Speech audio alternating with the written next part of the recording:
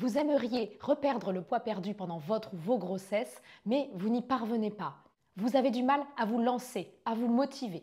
Dans cette vidéo, je vais partager avec vous ce qui m'a aidé à perdre 10 kilos après mes 4 grossesses. Avant de commencer cette vidéo, je tiens tout de même à préciser que si le poids que vous avez pris est tout à fait normal pendant votre grossesse et que votre bébé vient de naître, c'est normal, il faut aussi savoir se laisser du temps. Je ne vais donc aborder dans cette vidéo que le cas de poids en trop, soit pris avant les grossesses, soit pris en excès pendant les grossesses, soit même parfois après les grossesses. Ça m'est arrivé personnellement après ma 3e grossesse. J'ai pris plus de 10 kilos après avoir accouché. Et finalement, je suis revenue 4 mois après mon accouchement au poids que je faisais à 9 mois de grossesse. Une fois ce point précisé, il va falloir identifier dans un premier temps ce qui nous a conduit à prendre trop de poids. Et après avoir analysé cela, il va falloir voir ce qui nous bloque, nos peurs, ce qui nous empêche de nous motiver, de nous lancer dans cette démarche de rééquilibrage alimentaire. Et justement, dans cette vidéo, je vais vous aider à surmonter ces peurs ou ces blocages ou ces idées reçues. Alors, dans un premier temps, les raisons à la prise de poids, il va falloir essayer de les analyser. Ça peut être soit des erreurs alimentaires, soit des conséquences de notre mode de vie. Alors, les erreurs alimentaires, ça peut être des portions trop importantes. Ça peut être trop de pâtisseries ou d'aliments riches en sucre, en graisse. Ça peut aussi être une consommation de boissons sucrées, de soda en excès ou d'alcool. Ça peut aussi être des grignotages. Ça peut aussi être qu'on finit les assiettes des enfants en plus de sa portion. Ou ça peut être aussi le mode de vie, des excès trop fréquents, un travail qui nous conduit à aller souvent au restaurant, la sédentarité, etc. Analyser ce qui nous fait grossir, ça va permettre d'axer le rééquilibrage alimentaire sur ce qui pose réellement souci.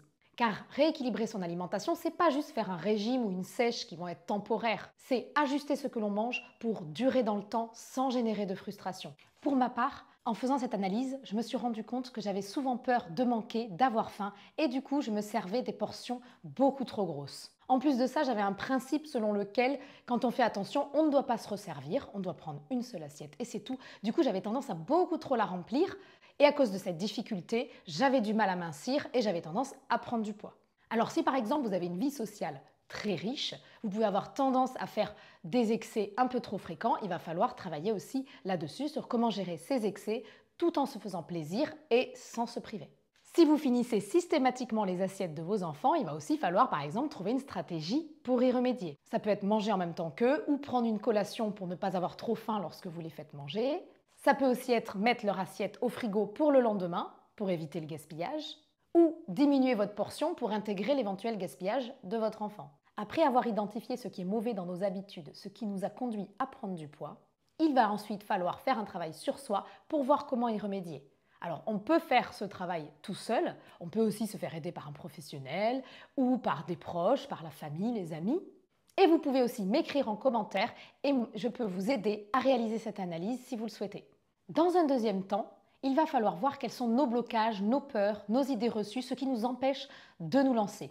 Et je vais vous expliquer en quoi c'est bien souvent une erreur et comment on peut y remédier. Alors, un des blocages les plus fréquents que j'entends, c'est la fatigue.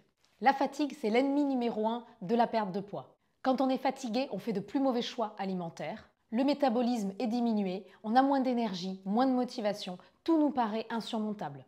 Les premières années avec des enfants petits sont souvent dures sur ce plan-là. C'est un tout nouveau rythme qu'il faut adopter. Et bien souvent, on croit que mettre en place de bonnes habitudes alimentaires, faire de l'activité physique, ça va nous demander de l'énergie, ça va nous fatiguer. Alors qu'en réalité, c'est tout le contraire. Faire du sport, avoir un rythme régulier, manger sainement, tout ça aide énormément à diminuer la fatigue et apporte de l'énergie. C'est sûr que faire un régime juste avant l'été pour pouvoir rentrer dans son maillot de bain ou pour avoir le summer body, ça va créer de la fatigue.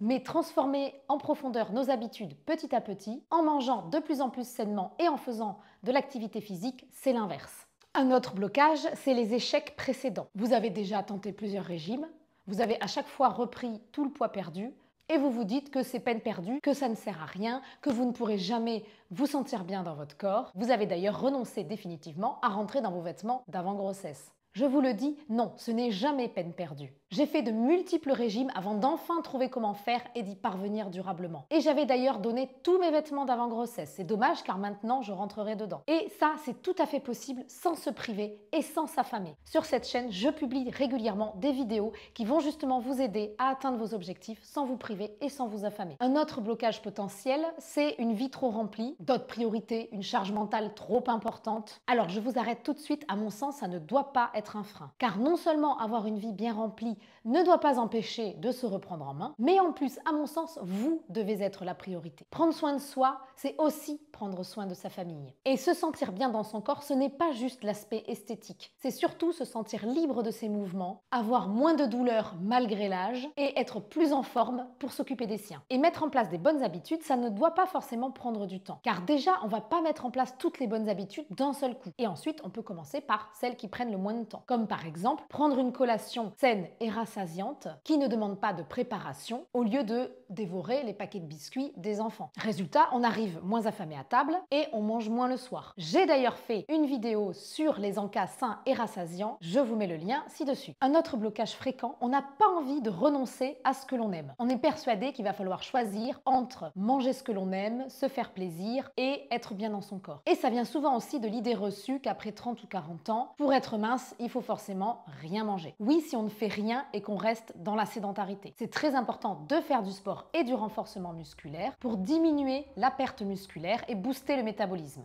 Et en choisissant bien ces aliments, on peut manger de plus grandes quantités et être davantage rassasié sans se priver. C'est donc une idée reçue qu'il faut écarter. Ensuite, on peut avoir l'impression qu'il s'agit d'une montagne à gravir. Et on se dit qu'on n'a ni l'énergie ni la motivation pour ça. Ce qu'il faut savoir, c'est qu'il va falloir justement y aller étape par étape et très progressivement. On ne va pas tout changer d'un coup. Il ne faut surtout pas se mettre une pression excessive parce que sinon, on ne se lance pas du tout.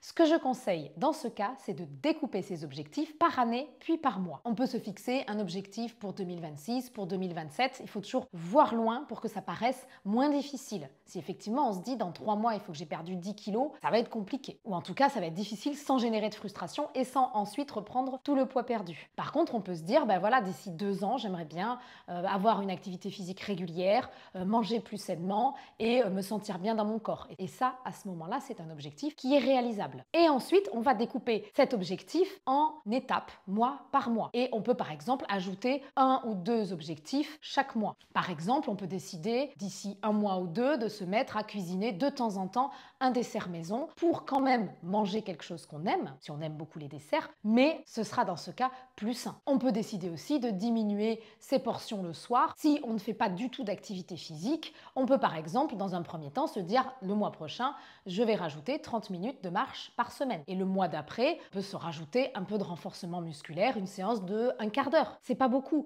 mais c'est des objectifs qui sont atteignables. On peut se fixer aussi comme un objectif d'ici 1 an de s'inscrire à une activité sportive qui nous plaît. Un autre frein que je vois fréquemment, on n'a pas envie de cuisiner des plats différents pour soi et pour sa famille. Et on s'imagine que pour faire un rééquilibrage alimentaire, il va falloir cuisiner des petits plats tristounés et en même temps cuisiner des très bons plats pour la famille qu'on ne va pas manger. Et effectivement, vu comme ça peut paraître frustrant. L'idée, c'est de cuisiner des bons plats, mais pour toute la famille, qui soient sains, variés, équilibrés. Sur cette chaîne, je vous donne plein d'idées de recettes et de plats familiaux qui vont permettre d'atteindre vos objectifs sans vous prendre la tête. Il n'est pas question, évidemment, de mettre ses enfants au régime. L'idée, c'est de leur proposer une alimentation variée et équilibrée qui convienne à toute la famille. Petit à petit, les goûts de vos enfants, ils vont évoluer. Ils vont aimer de plus en plus de choses bonnes pour leur santé. Et enfin, un dernier argument que j'entends parfois, les projets d'autres grossesses. Après la première grossesse, on aimerait perdre du poids. Mais si on a un autre projet de grossesse, on se dit mais à quoi bon puisque je vais à nouveau avoir une grossesse, donc je ne vais pas commencer un régime maintenant.